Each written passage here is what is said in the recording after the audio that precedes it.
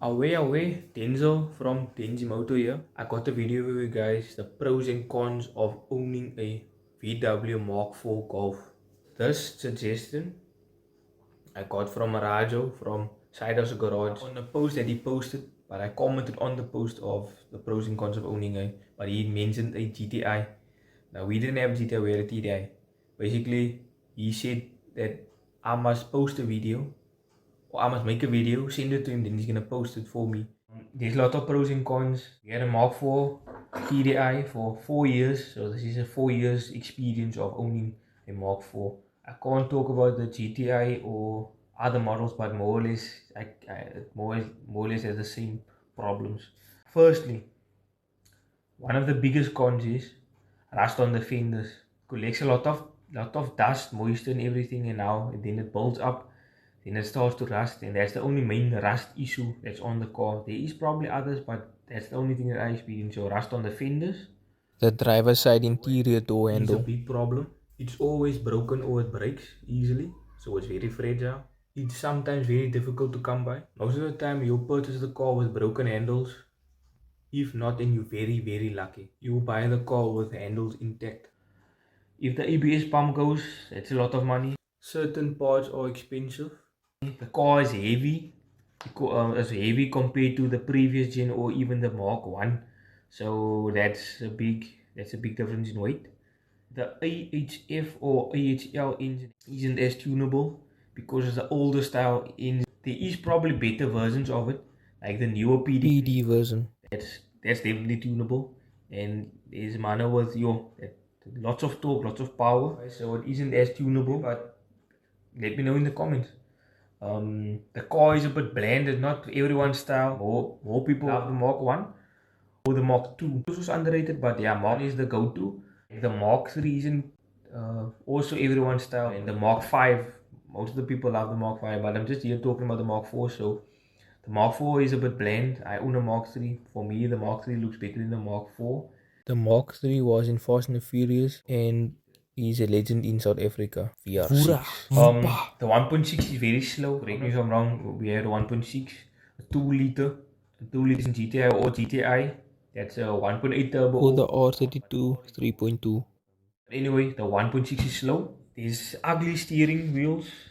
Now this is a common issue on the VW or Audis or 5 even also or even those or Polo Vivos. The armrest is always broken. I don't know what the people do. Sit the lopiding or what. I just don't know. It's always broken. So sometimes you'll buy a car with the armrest broken in this group. You know what I mean? You know. Or you buy it, then it's intact. My friend with his Mark IV Jetta had a Glovebox issue. I didn't experience a Glovebox issue, but apparently there's issues with the Glovebox. Let me know. The plastic trim gets gunky after a while. You use a proper interior cleaner or light degreaser, you can get it off. The LCD liquefies due to heat after a while, so look out for that. The alarm is sensitive. My alarm was very sensitive. Basically, if the wind blows hard and it's sand and all that, then the alarm goes off. The key fob can't take a lot of damage. Basically, moisture or drop. If you drop it, then it's also clear. It's expensive to recode the key. If you know a few money they can do it, it's fine.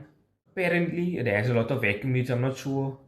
I assume probably the ones with the turbos has like the 1.8T or the 1.9 TDI probably has vacuum issues. I didn't experience, so I won't touch on that a lot. The only thing I can say is the 1.9 diesel. It's underpowered if it has a vacuum leak on the turbo. My bro, I'm telling you, copper up. It's like probably 60 kilometers an hour you can go. Depending on, but you definitely have to shift down from 5th. As if you kick van 5de derde toe meneer. So it's that bad. It's that bad if it has a vacuum leak. If it's sorted now, kop op, 5th gear meneer. You just put your foot down, foot in the hook, or maybe you go down to 4th gear. I'm not sure. Unfortunately we didn't complete the car to that level. But yeah, that's the cons on the car. The pros of owning a Mark IV. The car is overengineered. Basically, it's safe. It's solid on the road. It's easy to maintain. There's not a lot of good looking Mark IVs around. what I'm saying is, okay, now the money with the car shows, now that's a different story. Or the money you know of, that there's a liquor mark for, that's a different story. But most of the time, it's bland.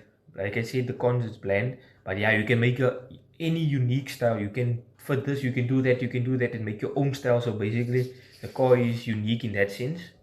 The TDI version is light on juice. Ours was light enough, but we had a turbo issue, so it could be lighter. The Highline model has a lot of extras like leather seats. Everything is soft touch leather. Heated seats. Has a fog light in the headlight. So basically, the con about that is always 1,000 rand extra or more in a normal one. So if that thing breaks money, oh, lot of money you have to spend. From the Golf 4 and onwards, you get auto headlights. It's extra optional, or you can buy plug and play kit. You just buy the new switch panel of the light, you plug in. You switch to auto, then it's auto lights. But it has a nice instrument cluster. It's blue with red Needle. with here and there red dials, but it's nice. There's a decent sized boot. You can open and close the windows with your key fob, and I assume if you have a sunroof that's electrical operated or that comes like that out of the factory, you can use the key fob to open and close doors as well. The wheel bearings last a very long time. We never changed wheel bearings, we never had wheel bearing issues, and our car had 358,775 kilometers on the clock. The TDI version has mechanical injectors. The con about that is mechanical injectors is not as accurate as a electrical one. So basically it's a bit heavier on juice because it's not accurate. That's the con. The pro is it's cheaper to replace and it's easier. There's no diesel particulate filter that can clog up or block up. It's a common rail diesel, so basically the injectors are outside of the motor. It's not inside of the head. So it's, yeah, there's a lot of pros and cons about that. But the pro is it's more superior than the direct injection version. It's more efficient, more performance, or performs better, and is quieter and more reliable. I'm not sure how that is, but it says so. I had to do some research on that, but that as hulle so sê, daar is dit maar so. It has a robust gearbox and drivetrain. We never struggled with our gearbox. We never had any issues with the drivetrain. The only thing we had was the clutch master cylinder and clutch. After that, tjoef tjaf meneer. Alles is lekker, alles is lekker. There's net klimmen en ry. Obviously you need to do your routine check, but most of the time we just got in and drove. Never had any issues. Didn't lose a lot of coolant over time, didn't lose a lot of oil, that type of thing. So long trips is lekker. We had way more pros than cons, so the pros outweighs the cons in my opinion about the car. Yeah, that's my dad, so correct me if I'm wrong on certain things. So put it in the comments and yeah, laat weet man. As er nog pros, as er nog cons, just let us know man. We can say it to people that's maybe thinking of buying a Mark 4 Golf.